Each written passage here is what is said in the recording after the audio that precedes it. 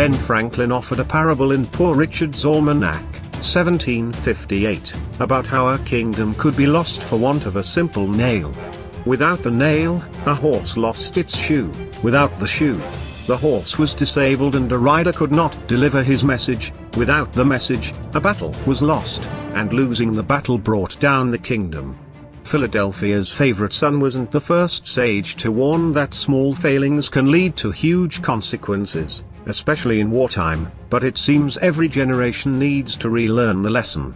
Bridges collapse for want of paint and planes crash because one item was skipped on the pilot's pre-flight checklist. Then there is the US Army's failure to install a simple warning system on its combat vehicles for detecting the most common means by which enemies target them. That is a disaster still waiting to happen, but the next war in Europe could be the place where the lesson is painfully relearned. The targeting technology is lasers.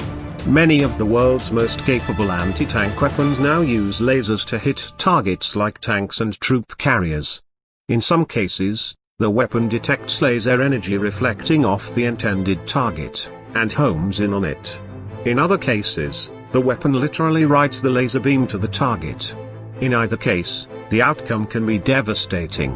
For instance, the Russian military has a laser beam riding anti-tank missile referred to by Western intelligence as the AT-14 Cornet that can penetrate 1,000 millimeters, roughly a yard, of heavy armor from 3 miles away. The weapon has been sold to a dozen countries, including Iran and Syria. Without a laser detector to warn the missile's arrival is imminent, US soldiers in an Abrams tank or Bradley troop carrier might have no idea they are under attack. So it is worrisome that the US Army is the only major ground force in the world that lacks laser detection capability on its combat vehicles. Army leaders are aware of the danger. In fact, they stated a requirement for laser detectors on combat vehicles way back in 1994, well before the Cornet was fielded, and then went on to select the system they wanted to install on future vehicles a decade ago. But the service was bogged down fighting terrorists and the vehicles got cancelled, so not much was done.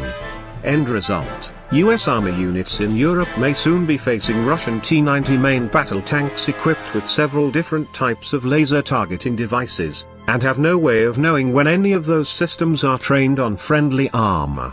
If a tank commander knows he or she is being targeted, they can maneuver out of harm's way or they can release obscurants like smoke to hide their tank's location. But if they don't know they are under attack, they will probably suffer a quick and horrible death. So getting laser warning systems onto US combat vehicles should be a high priority. The Army equipped its helicopters with such technology long ago, and the solution it selected during the Bush years for ground vehicles is an inexpensive adaptation of that same technology, made by UTC Aerospace Systems, a contributor to my think tank, in Danbury, Connecticut. This is not a hard thing to do. The Connecticut plant has been building laser warning systems for 35 years. But first, the Army has to provide money to fund it. Somehow, something else always seems to be a higher priority in the Army's overstretched budget.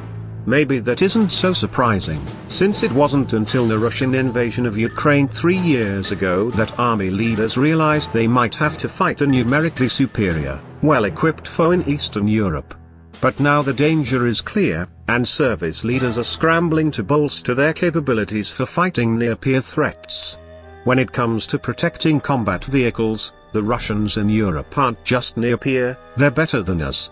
While America's army was carrying most of the burden of combating terrorists in Iraq and Afghanistan, the Russians were equipping their own army with everything from radio jammers to unmanned aircraft to state-of-the-art laser-guided munitions.